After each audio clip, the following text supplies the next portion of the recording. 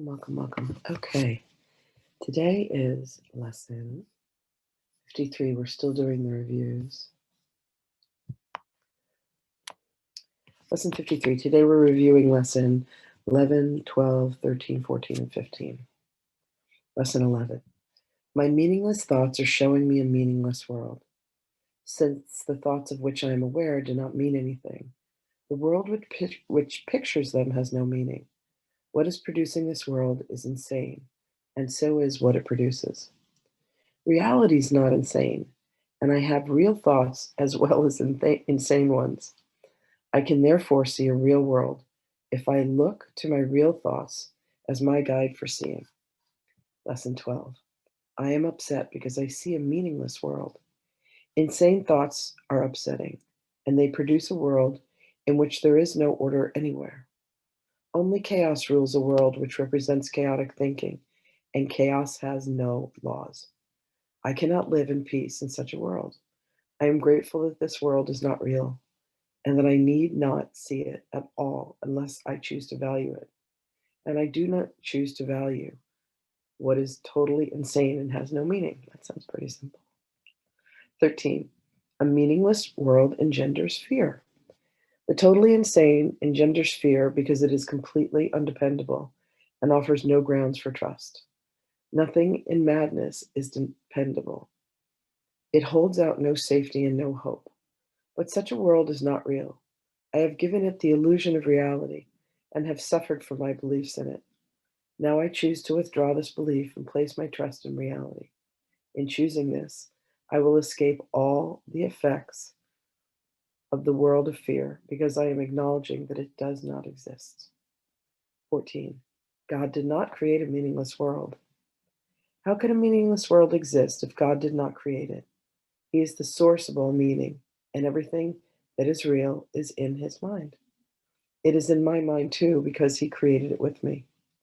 Why would I continue to suffer from the effects of my own insane thoughts when the perfection of my creation is my home? Let me remember the power of my decision and recognize where I really abide. 15. My thoughts are images I have made. Whatever I see reflects my thoughts. It is my thoughts which tell me where I am and what I am.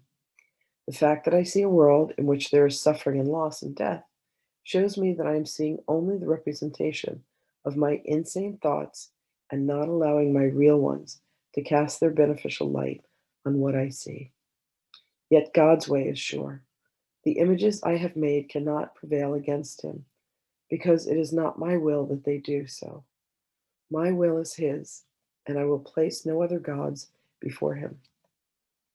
So the reviews for lesson 53 are: my meaningless thoughts are showing me a meaningless world. I am upset because I see a meaningless world. A meaningless world engenders fear. God did not create a meaningless world, and my thoughts are images I have made. That's what Lynn has to say to us.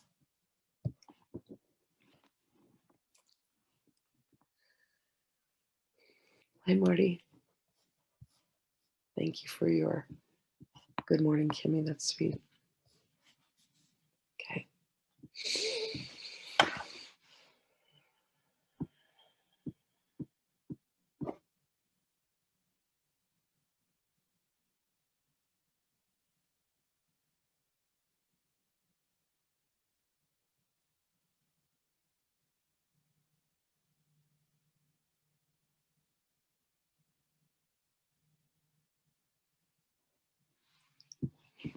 Greetings, beloveds.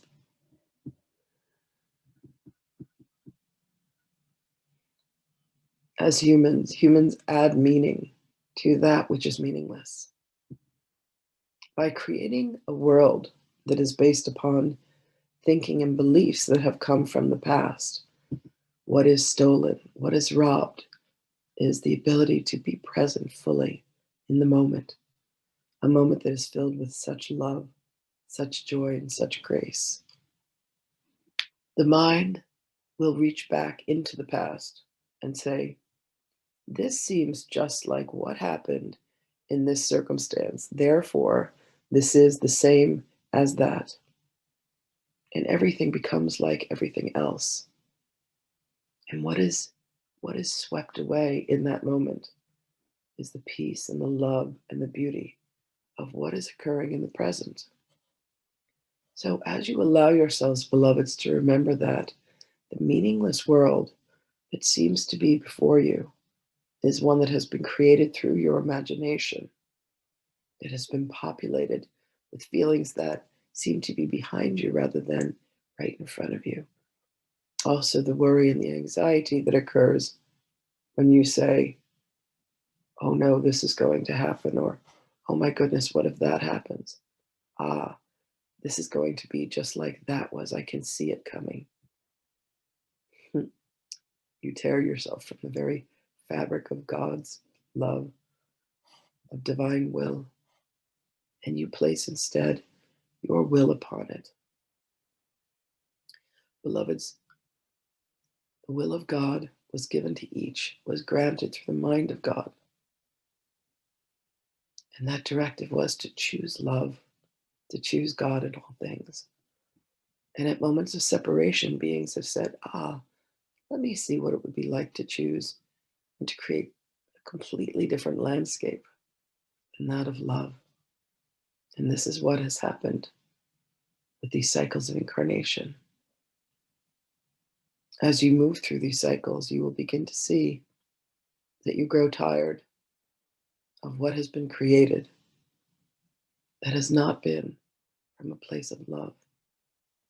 And you yearn within your hearts to once again be connected divinely, the deepest levels of the soul, with all whom you love, with all whom you adore, with all whom you treasure. Let that first, most majestic action of love be self-love. Let your hearts fill with a love that is mighty, and let that be the love of self through your connection to the mind of God. Let yourself recognize that what you see that you believe has significance and causes you pain is meaningless, beloveds. These are thoughts, these are illusions that have come from a mind that has not allowed itself to see the truth. And the truth of you is the beauty, the grace, and the holiness that you possess.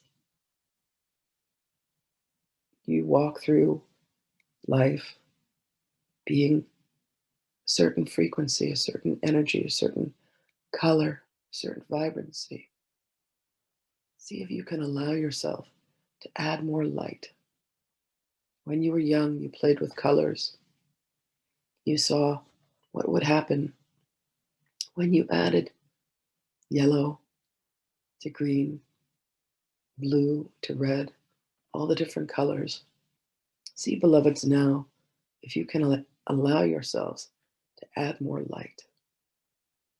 See if you can allow a song to bring in a frequency that raises you. See if music can add more light. Movement. See if you can allow meaning to come to what has been perceived to be a meaningless world. But meaning that is brought, beloveds, from your heart. Meaning that is brought, beloveds, from God. For you throw your hands up in frustration. There are many who have chosen to say, this is not the life I wish to lead any longer. And they perish from this reality. They have merely forgotten their own divinity. When you stand there, beloveds, as a beacon of light and love, you exude to others this frequency of purity, and that becomes contagious. You alone make a difference in your world. Turn any fears that you have, beloveds, over to the care of God. Call upon Spirit for guidance. Call upon those whom you know walk with you. Call upon us, beloved ones, for the fears that circle within your mind have no meaning, and yet you have attached so much significance to them. We are here to say they are not real. We are here to say, go within to your heart, beloved ones, and there you will find your truth. The truth that says what you have believed to be real is not, and that which you have believed to be your imagination is actually the realm of reality. And there you can live in truth, and there you can live in peace and happiness and joy. And when you find yourself at odds with yourself, when you find yourself at odds with those whom you love, realize that these are indeed images that you have made, and therefore you can unmake them. Allow yourselves, beloveds, to unhook yourselves, if you will, from the very dynamic that you feel have a stranglehold upon you. Know that you are walking on your path and on your journey home. The places where you feel that you are being tested, beloveds, are merely circumstances in which you have said, I'm going to forget everything that I know to be the truth, and I'm going to see if I can get myself out of this rabbit hole. Call upon us, beloveds, and we will indeed come forth to assist you with love and with grace, for we cherish you as you are us, and we will leave no aspect of ourselves behind. We are walking this together, hand in hand, arm in arm. We stand in front of you. We stand behind you. We stand to the side of you. We stand above you, and we support you in all that you do, beloveds. Know that God goes with you as we do in each step that you take, in each breath that you breathe. Seek out and find God, beloveds, within your mind, within your heart, and begin first and foremost to allow that heart be a heart of love for yourselves. And from there, allow it to be an extension of your love for all of creation. For God loves you, loves all creation. Wouldn't it be good to do the same? You have our blessings, beloved ones, and we will speak with you again. Greetings.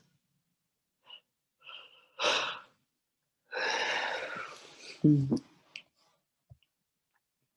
so glad Marianne said she needed this today. I think we need this every day. Thank you all so much for being with us today, and we will see you again tomorrow. Much love.